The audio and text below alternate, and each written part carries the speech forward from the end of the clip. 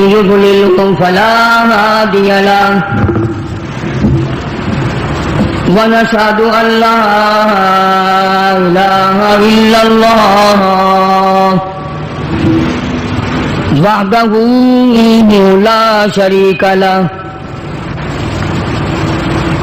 ونشهد أن سيدنا وسندنا نبينا وشفيعنا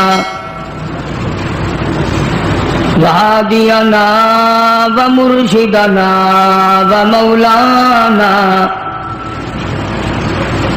ومولانا محمدا عبده ورسوله أرسله بالحق بشيرا ونذيرا صلى الله تعالى عليه وعلى آله وأصحابه وأزواجه وذرياته وبارك وسلم تسليما كثيرا أما بعد فأعوذ بالله السميع العليم من الشيطان الرجيم بسم الله الرحمن الرحيم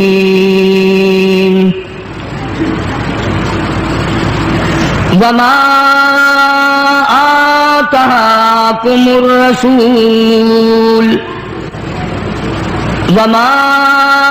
آتاكم الرسول فخذوه وما نهاكم عنه فانتهوا واتقوا الله إن الله شديد العقاب للفقراء المهاجرين الذين أخرجوا من ديارهم وأموالهم يبتغون فضلا من الله ورضوانا وينصرون الله ورسوله أولئك هم الصادقون صدق الله مولانا العلي العظيم وبلغنا رسوله النبي الكريم ونحن على ذلك لمن الشاهدين والشاكرين والحمد لله رب العالمين اللهم صل على محمد وعلى آل محمد كما صليت على إبراهيم وعلى آل إبراهيم إنك حميد مجيد اللهم بارك على محمد وعلى آل محمد كما باركت على إبراهيم وعلى آل إبراهيم إنك حميد مجيد۔ معراج النبی صلی اللہ علیہ وسلم کے عنوان پر کچھ عرض کیا تھا۔ سرکار مدینہ صلی اللہ علیہ وسلم کی تعریف، آپ کی ثنا خوانی کما حقہ کون کر سکتا ہے؟ جن کا ثنا خواہ خود خداوند عالم ہو، ان کی تعریف کوئی کیسے ختم کرے گا؟ جن کے ذکر کے بغیر کلمہ پورا نہیں، جن پہ درود کے بغیر نماز مکمل نہیں، جن کے ذکر کے بغیر دعا کی قبولیت کی امید نہیں۔ قرآن کریم کی ہر آیت اور ہر صورت میں جس مدنی کریم صلی اللہ علیہ وسلم کا ذکر خیر ہو، کتنی بڑی عظمت اور کتنی بڑی شان ہے۔ قرآن کریم میں جتنی توحید کی آیات ہیں وہ امام الانبیاء صلی اللہ علیہ وسلم کے عقائد کا بیان ہے۔ جتنے احکام کے قرآن مجید میں تذکرہ ہے وہ سرکار مدینہ صلی اللہ علیہ وسلم کے اعمال کا ذکر ہے۔ سب کچھ قرآن کریم نے بتایا. اگر آپ پوچھیں قرآن کریم اس کالی کملی والے کا لباس بتا، آواز آتی ہے وَثِيَابَكَ فَطَهِّرْ، سرکار کا ماحول بتا، قرآن کہتا ہے وَالرُّجْزَ فَاهْجُرْ. کیسے کیسے القابات اللہ پاک نے بخشے. اگر کالی کملی اوڑھے دیکھا تو یا ایھا المزمل، اے کالی کملی اوڑھنے والے. اگر موٹی چادر اوڑھے دیکھا تو یا ایھا المدثر. جس کو مالک کائنات نے طٰہٰ یاسین کے سہرے پوائے ہوں، کیا شان ہے اس محمد عربی صلی اللہ علیہ وسلم کی. اللہ پاک ہمیں غلامی کی توفیق عطا فرمائے، قدر کی توفیق عطا فرمائے. یقین رکھو ہمارا ایمان ہے، کتنا ہی بڑا کسی کا عمل کیوں نہ ہو، سرکار کی شفاعت کے بغیر نجات ممکن نہیں.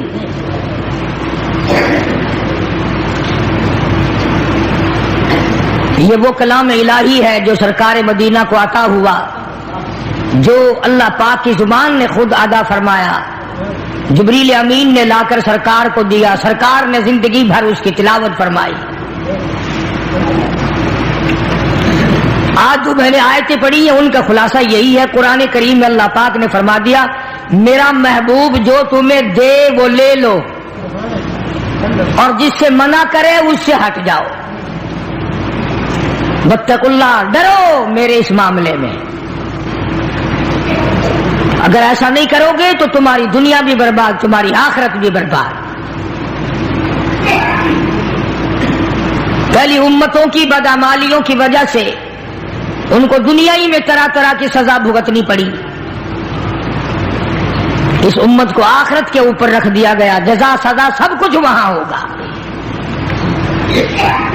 کتنا خوش نصیب ہوگا وہ جوان جس کی قبر کے پاس سے مدنی کریم صلی اللہ علیہ وسلم گزرتے ہوئے فرمانے لگے اس قبر کے اندر لیٹا ہوا فلانا صحابی سورت ملک کی تلاوت کر رہا ہے.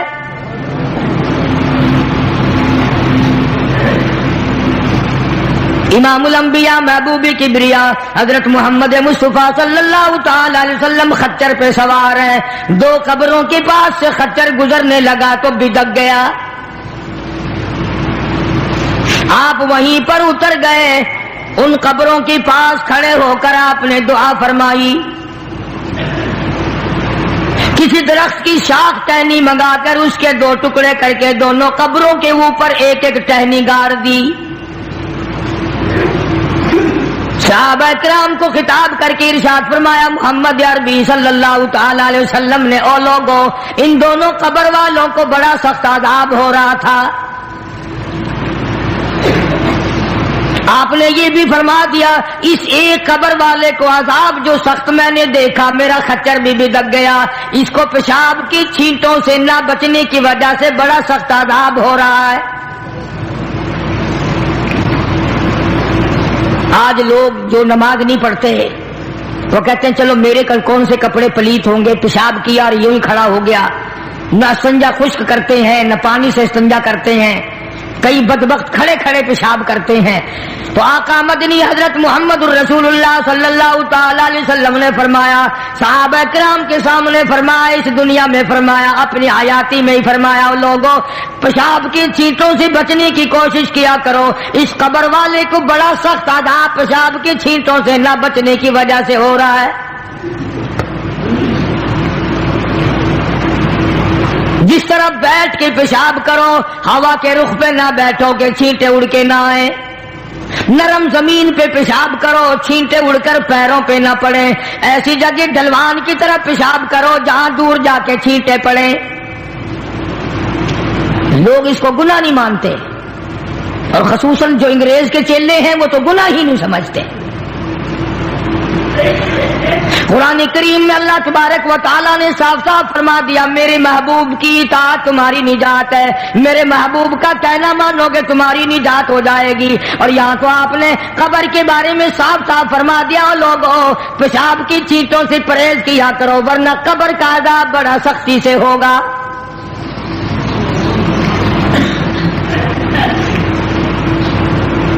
لوگ احتیاط نہیں کرتے، ان چیزوں کے بارے میں سوچتے نہیں. آج کل پکی جگہ بن گئی، فلش بن گئے، وہاں بھی اس بات کا خاص خیال رکھو کہ پیروں پہ، وہ کہتے ہیں چلو جی کپڑے تو بچے، پیروں پہ لگ گئے تو کیا ہے.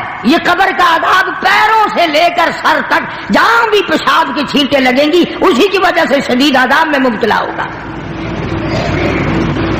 دوسری قبر والے کے بارے میں ارشاد فرمایا محمد عربی صلی اللہ تعالی علیہ وسلم نے، او لوگوں اس مسلمان کو عذاب ہو رہا ہے اس کی چغل خوری کی وجہ سے. اس کو آج ہم گناہ نہیں مانتے، پیٹھ پیچھے گلہ کرنا، شکوہ کرنا، اس کے اندر عیب نکالنا، نقص نکالنا، اس کو ذکر کہتے ہیں. پہلے لوگ شراب خانوں میں بھی چغلی نہیں کیا کرتے تھے، اب تو مسجدوں میں بیٹھ کے چغلی کی جاتی ہے، مسجدوں میں بیٹھ کے گلہ کیا جاتا ہے، منبر رسول پہ بیٹھ کے گلہ کیا جاتا ہے. قرآن کریم نے فرمایا ایاکل لحم اخیہ میتا فکرہتموہ. او لوگوں کیا تم اس بات کو پسند کرو گے، محبوب رکھو گے کہ اپنے سگے بھائی کا مرے ہوئے کا گوشت کھاؤ؟ جس چیز کی برائی اصل میں دل سے نکل جائے پھر اس کو ہم لوگ گناہ بھی نہیں مانتے، اس کو عذاب بھی نہیں مانتے. فرمایا ایاکل لحم اخیہ، اپنے بھائی کا، مردار بھائی کا گوشت کھانے کے برابر ہے اس کا گلہ کرنا، اس کا شکوہ کرنا، اس کی پیٹھ پیچھے چغلی کرنی. میتا فکرہتموہ، مردہ بھائی کا گوشت کھانے کے برابر ہے. قرآن کریم کہتا ہے واتقوا اللہ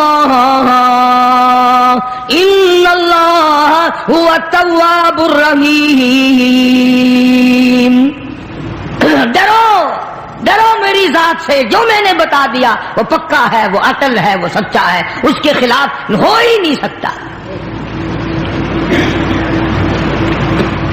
مدینہ منورہ میں اللہ پاک سب کو زیارت نصیب فرمائے.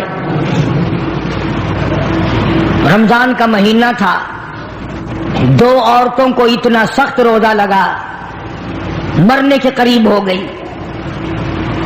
کسی نے سرکار دو عالم صلی اللہ علیہ وسلم سے ذکر کیا کہ جی دو عورتیں ہیں، ان کو اتنا روزے نے تنگ کیا ہوا کہ وہ تو مرنے کو ہو رہی ہیں. آپ نے فرمایا روزہ تنگ کرتا ہے؟ روزے نے تنگ کیا کہ جی ہاں. ان دونوں کو بلوا لیا. نبی کا مزاج امت کو سمجھانے کا تھا نا، میری امت بچ جائے، عذاب سے بچ جائے. ان دونوں عورتوں سے کہا کہ یہ پیالہ لے لو اور اس میں قے کرو، اس میں اپنے حلق میں انگلی مار کے الٹی کرو. انہوں نے کہا جی کیا نکلے گا، ہمیں تو بھوک نے بڑا تنگ کیا ہوا ہے. فرمایا جیسے میں کہتا ہوں ویسے تم کرو تو صحیح. انہوں نے انگلی ماری، جب قے کی تو پیالے میں گوشت کے ٹکڑے اور تازہ خون آیا. اب صحابہ کرام سے حضور کریم صلی اللہ علیہ وسلم نے خطاب کر کے فرمایا کہ وہ جو قرآن ہے نا ایاکل لحم اخیہ میتا فکرہتموہ، انہوں نے چغلی کی ہے،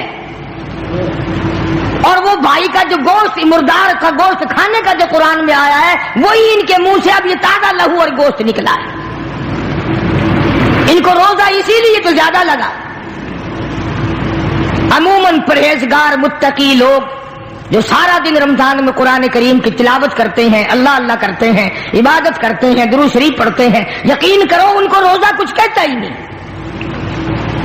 جو واہی تباہی بکواس خرافات ان کو اتنا تنگ کر دیتا ہے وہ ہر روز سوچتے ہیں کہ کل کو نہیں رکھوں گا. تو دو صحابی دو مسلمانوں کی قبر پہ کھڑے ہو کر حضور کریم صلی اللہ علیہ وسلم نے فرما دیا کہ اس ایک قبر والے کو جو عذاب ہو رہا ہے یہ پیشاب کی چھینٹوں سے نہ بچنے کی وجہ سے ہو رہا ہے، اور دوسرے کو چغل خوری کی وجہ سے ہو رہا ہے. قرآن کریم نے بھی صاف صاف فرما دیا کہ لوگوں کسی کا گلہ نہ کر، کسی کا شکوہ نہ کر، کسی کی عیب جوئی نہ کر. شیخ اتار کہتا کہ روزہ بعد غیبت مردم ببند، روزہ با از غیبت مردم ببند تا نبینی دست و پائے خود ببند. جا اپنی زبان کو لوگوں کے گلے لوگوں کے شکوے سے بند کر تاکہ کل قیامت میں تیرے ہاتھ پاؤں آگ کی زنجیروں میں نہ جکڑے جائیں. اللہ والوں کی باتیں ہیں. یہی شیخ عطار فرید الدین رحمت اللہ علیہ کہتا ہے خاطر کسر مرنجاں اے پسر خاطر کسر مرنجاں اے پسر ورنہ خردی زخم بر جان و جگر. کہتا ہے کسی کے دل پہ تیر نہ چلا گھائل نہ کر ورنہ تجھے بھی یوں ہی تیر لگیں گے. اور ہمارے یہاں درس نظامی میں عربی مدارس میں کتاب پڑھائی جاتی ہے کافیہ نحو کی کتاب ہے جس میں ایک شعر لکھا ہے جراحت السنان لہل تیامہ جراحت السنان لہل تیامہ ولا یلتام جراحت اللسان. ترجمہ یہ ہے عربی شعر کا کہ تلوار اگر کسی کے مار دو تو تلوار کا زخم مل جاتا ہے, زبان سے کسی کو غلط بات کہہ دو اس کا زخم قبروں تک نہیں ملتا. اور یہی وجہ ہے کہ محمد عربی صلی اللہ علیہ وسلم نے ایک عجیب بات فرمائی.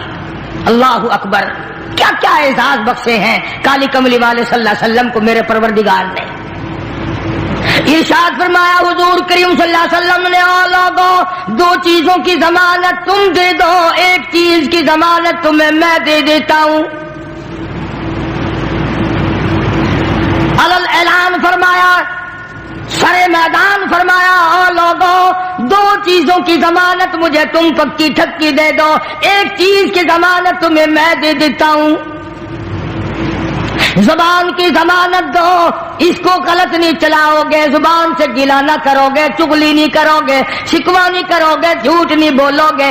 ایک زبان کی ضمانت دے دو, ایک جو تمہاری نفسانی خواہشات کی جگہ ہے اس کی ضمانت دے دو. غلط طریقے سے استعمال نہیں ہوگی, غلط طریقے سے استعمال نہ کی جائے گی, یہ شہوت کی جگہ. فرمایا لوگوں ان دو چیزوں کی ضمانت تم دے دو, جنت الفردوس کا ضامن تمہارے لیے میں بن جاتا ہوں.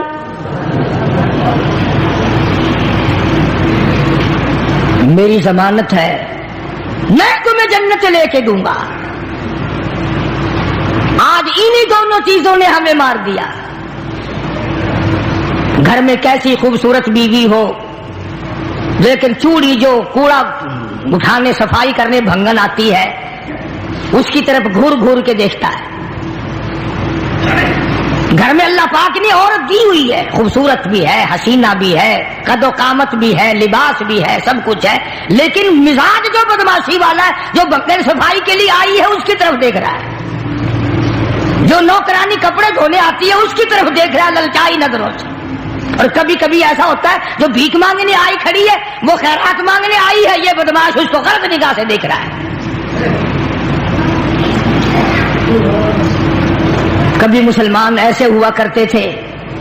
سیدنا فاروق اعظم سبقید رضی اللہ تعالیٰ عنہ خلیفہ ثانی کی حکومت کا دور ہے. مصر کے کرنل نے فاروق اعظم کو خط لکھا, میرے علاقے کے عیسائیوں نے بہت بڑی سازش کی ہے,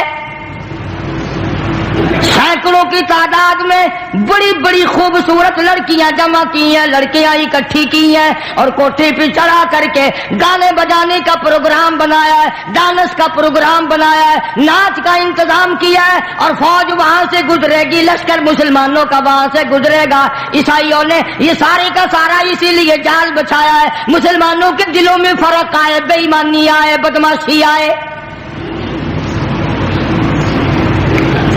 اور گزرنے کا راستہ کوئی نہیں, لشکر کہاں سے گزاروں, میری رہنمائی فرماؤ, مجھے حکم دو میں کیا کروں. سبحان اللہ. فاروق اعظم رضی اللہ تعالی عنہ نے یہ نہیں فرمایا کہ کوئی اور راستہ تلاش کرو یا ان عیسائیوں کو پکڑ کے مارو یا ان کی لڑکیوں کے بٹے مارو, ان کو وہاں سے دھکا دے دو.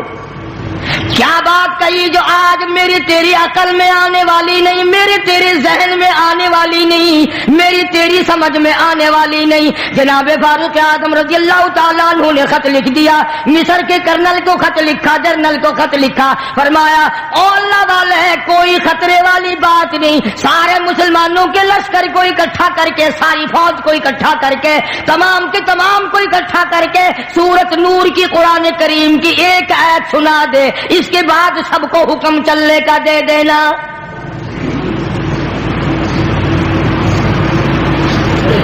قرآن کریم کی ایک آیت سنا دے۔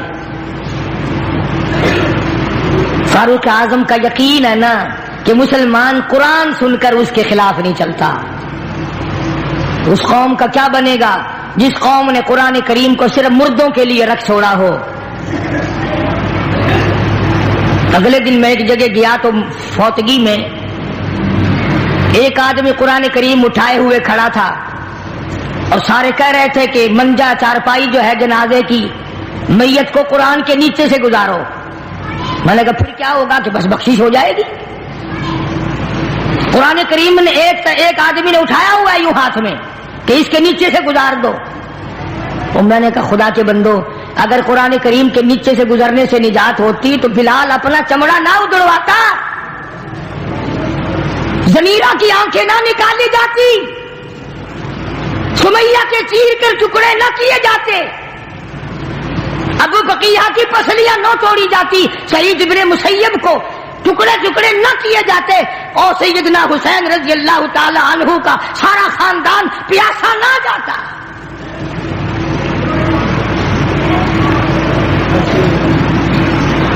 کافی دن ہو گئے، ایک اور جگہ فوتگی میں جنازے کے لیے جانے کا اتفاق ہوا تو سرانے قرآن کریم رکھا ہوا تھا۔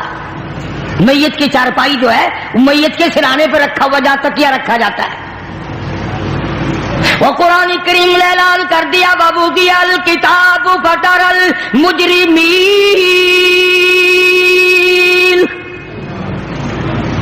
ساری عمر کی کرتوت کمائی کتاب کی شکل میں تیرے ہاتھ میں دے دی جائے گی، تو خود فیصلہ کرے گا۔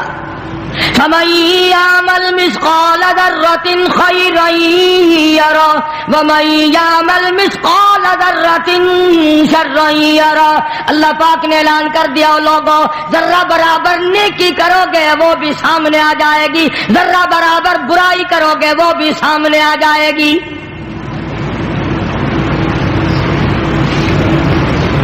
چنانچہ جناب فاروق اعظم رضی اللہ تعالیٰ عنہ نے خط لکھ دیا، ساری فوج کو اکٹھا کر کے، لشکر کو جمع کر کے قرآن کریم کی 2 آیتیں سنا دے اور پھر اسی راستے سے گزار۔ یقین کرو ان کے پیٹ بھی تھے، ان کے بچے بھی تھے، نفس بھی تھا، تم سے زیادہ طاقتور تھے، تم سے کہیں زیادہ طاقتور تھے وہ۔ اس نے کرنل نے تو یہ کوئی نہیں کہا، جنرل نے تو یہ مصر کے نے کوئی نہیں کہا کہ جی ایک آیت سے کیا ہو جائے گا، یہ تو سارا قرآن روز پڑھتے ہیں، روز قرآن کریم پڑھتے ہیں، سنتے ہیں۔ چنانچہ فاروق اعظم رضی اللہ تعالیٰ عنہ کے خط پہ عمل کرتے ہوئے سارے لشکر کو جمع کر لیا، ساری فوج کو اکٹھا کر لیا اور تمام کو جمع کر کے فرمایا وَقُلْ لِلْمُؤْمِنِينَ يَغُضُّوا مِنْ أَبْصَارِهِمْ وَيَحْفَظُوا فُرُوجَهُمْ ذَلِكُمْ أَزْكَىٰ لَكُمْ إِنَّ اللَّهَ خَبِيرٌ بِمَا يَصْنَعُونَ۔ اور لوگوں اپنی آنکھوں کی حفاظت کرو، اپنے دلوں کی حفاظت کرو، اپنی شرمگاہ کی حفاظت کرو، اپنی نفسانی خواہشات کی جگہ کی حفاظت کرو۔ اگر تم تھوڑی سی آنکھ سے بھی دیکھو گے ان اللہ خبیر بما یصنعون، میں خدا تمہیں دیکھ رہا ہوں۔ مصر کے جنرل نے، مصر کے کرنل نے قرآن کی ایک آیت سنا دی اور اس کے بعد حکم دیا کہ اسی علاقے سے، اسی گلی سے، اسی ٹھکانے سے گزرے جہاں عیسائیوں کی سینکڑوں لڑکیاں بیٹھی ہیں، حسن و جمال کا پیکر جمع ہے، ڈانس ہے، گانا ہے، بجانا ہے۔ آج الٹا معاملہ ہو رہا ہے، جو ہم قرآن پڑھتے ہیں، پڑھاتے ہیں، سنتے ہیں، سناتے ہیں، جس گھر میں کبھی گانا بجانا نہیں ہوا آج ٹی وی ٹیلی ویژن آ گئی، اس کی وجہ سے گانا بجانا ہو رہا ہے۔ گھر گھر میں بھی VCR کی ٹھنکار لگی ہوئی ہے اور گھر والوں کا خیال بھی نہیں کہ گناہ ہو رہا ہے، بربادی ہو رہی ہے، بچیوں کے اخلاق تباہ ہو رہی ہیں۔ بڑے بڑے حاجی نمازی مولویوں کے گھروں میں VCR آ گئے۔ ایمانداری سے خانے خدا میں بیٹھ کے فیصلہ کرو، ہمیں مرتے وقت ایمان کی رتی کیسے ملے گی؟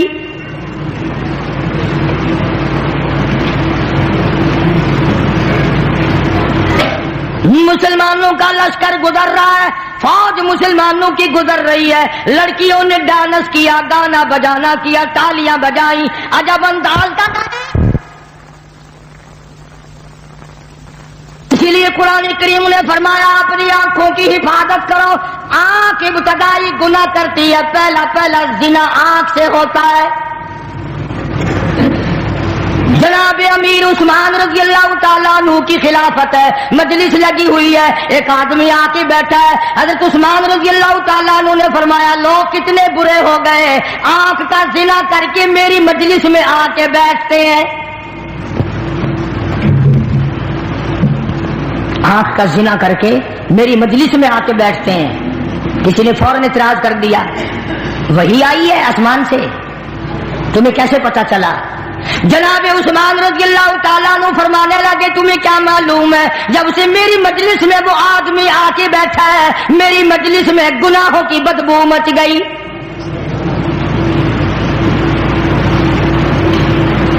آج لوگ حرام خوری کو حرام خوری نہیں سمجھتے، بدماشی کو بدماشی نہیں سمجھتے۔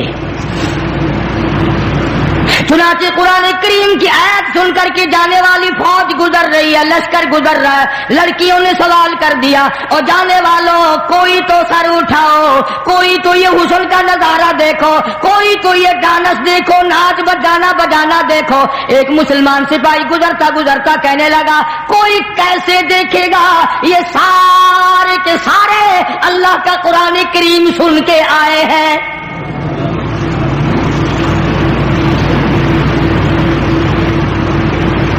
ہم نے تو نہیں کبھی سنا۔ انہوں نے 2 آیتیں سنی، پورے لشکر میں پوری فوج میں ایک آدمی ایسا نہیں جو سر اٹھا کے دیکھے، جو آنکھ اٹھا کر کے دیکھے۔ اللہ کی قدرت کا کام دیکھو، عیسائی لڑکیاں کہنے لگی اور جانے والوں اور مسلمانوں اور محمد عربی صلی اللہ علیہ وسلم کے غلاموں، ایسا قرآن جو حسن کے نظارے سے روک دے، جو ڈانس اور گانے بجانے سے روک دے، حسن و جمال کا پیکر ہم نے اکٹھا کیا، کوئی دن دیکھنے والا نہ ہو، اور مسلمانوں ہمیں بھی وہ قرآن کریم سناتے جاؤ۔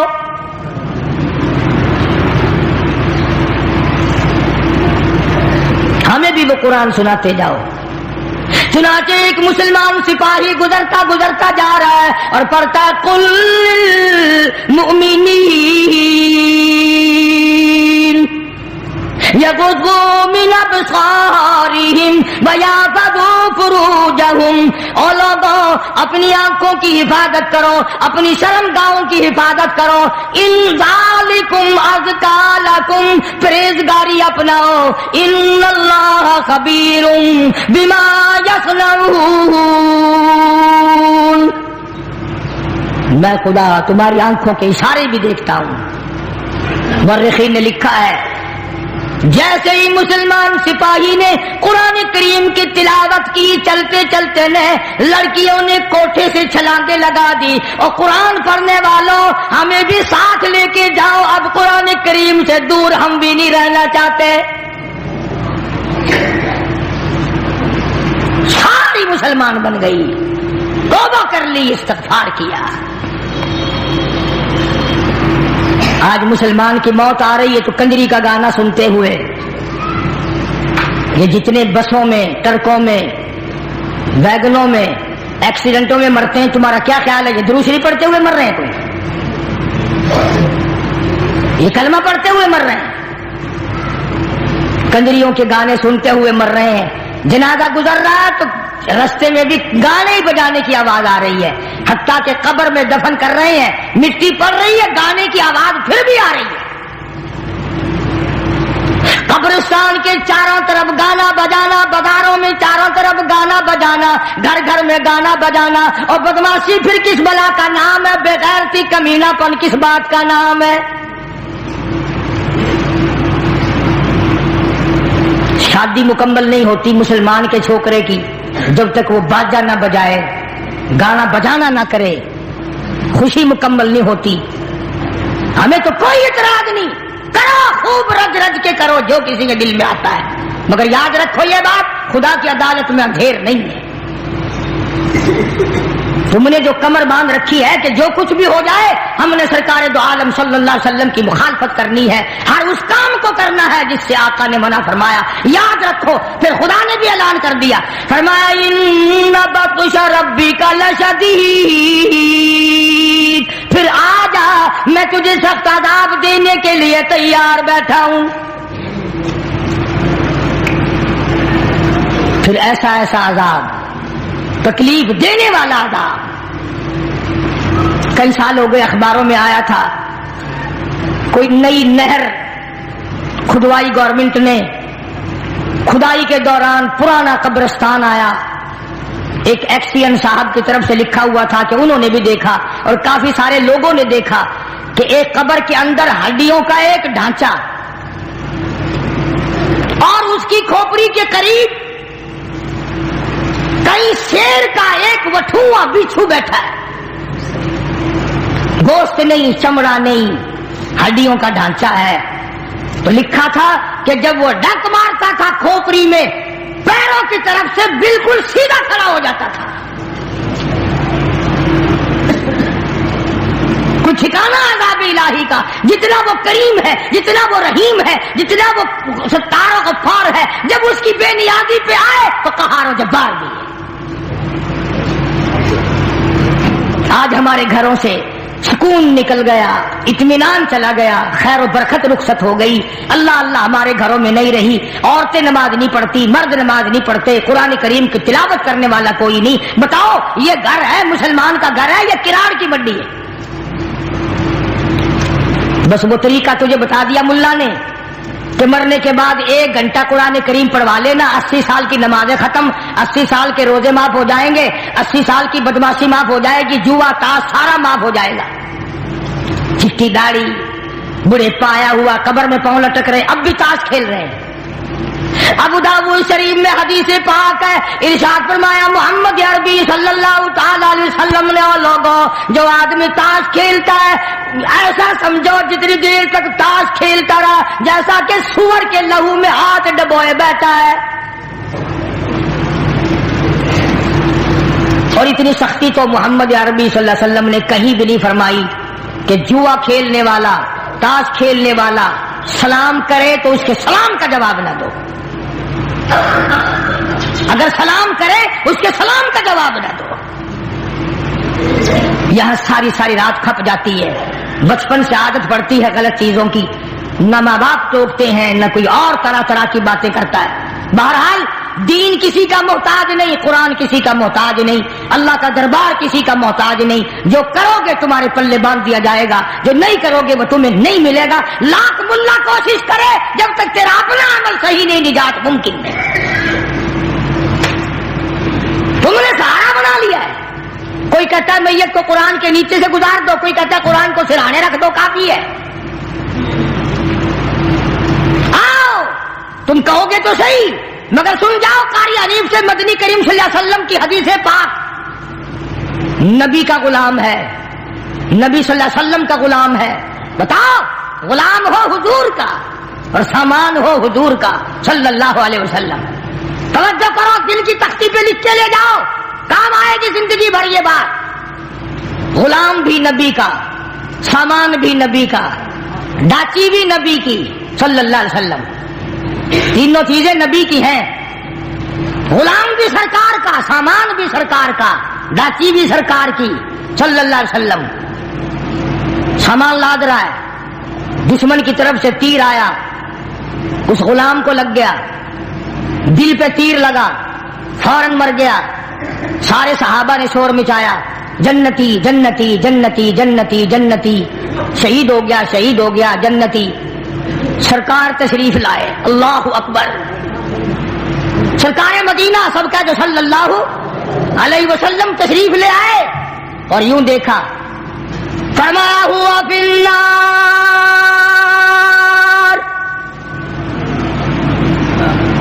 اور لوگوں میں محمد الرسول اللہ صلی اللہ علیہ وسلم کی آنکھ دیکھ رہی ہے, آگ میں چلا گیا. کمال ہے, غلام بھی نبی کا, سامان بھی نبی کا, لاچی بھی نبی کی, اور لاتا ہوا تیر کھا کے مر گیا, اب بھی شہید نہیں. فرمایا او لوگوں, اس نے غنیمت کے مال میں سے بغیر تقسیم کیے ہوئے کسی وقت میں ایک چادر چرا لی ہوگی, ایک کمبل چرا لیا ہوگا. میں محمد الرسول اللہ صلی اللہ علیہ وسلم دیکھ رہا ہوں وہ کمبل آگ کا بن کے سارے بدن پہ لپٹا ہوا ہے.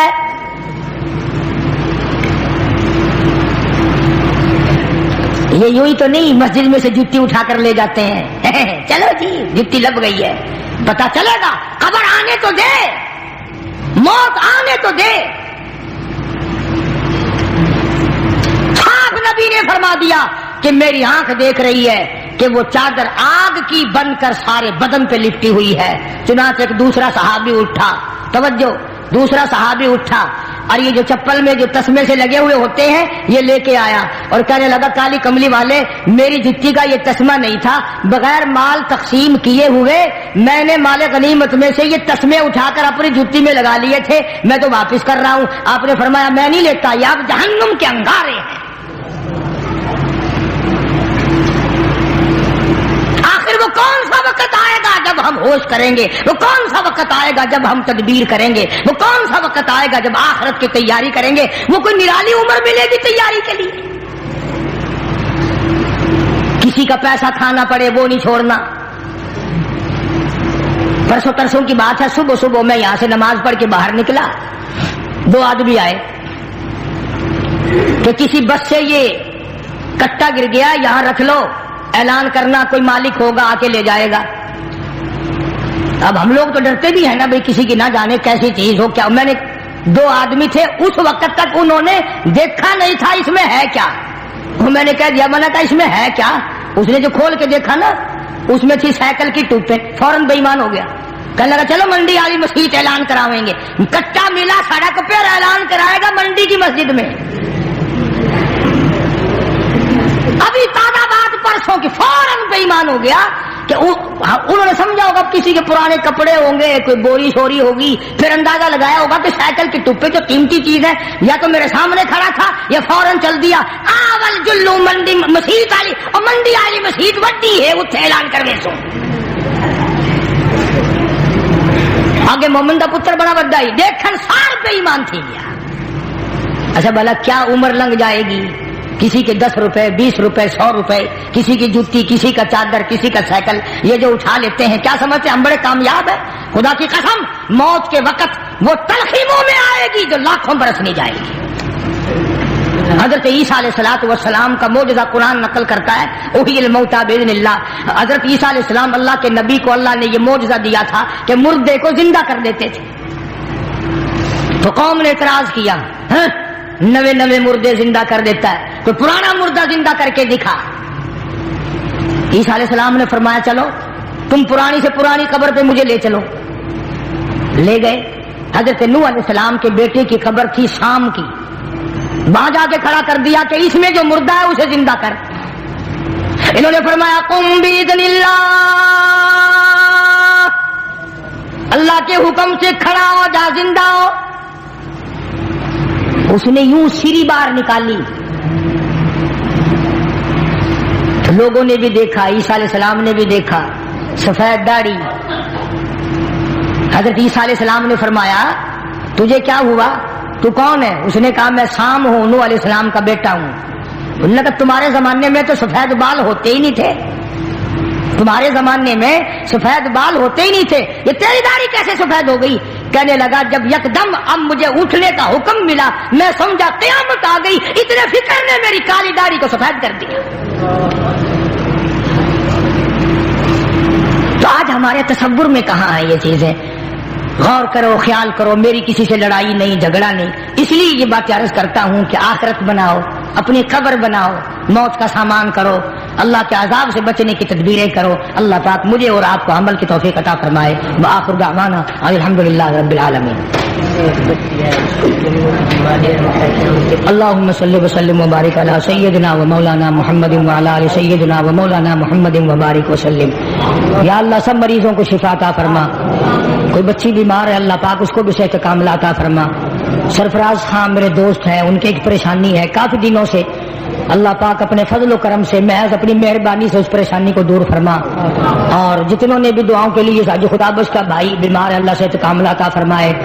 مولانا عبید اللہ انور مدذلہ حضرت لاہوری رحمۃ اللہ علیہ کے صاحبزادے بہت بڑے ولی اللہ ہیں، کئی دنوں سے اسپتال میں ہیں، بے ہوش رہے اب ہوش میں ہیں. دعا فرماؤ اللہ پاک صحت کاملہ عطا فرمائے.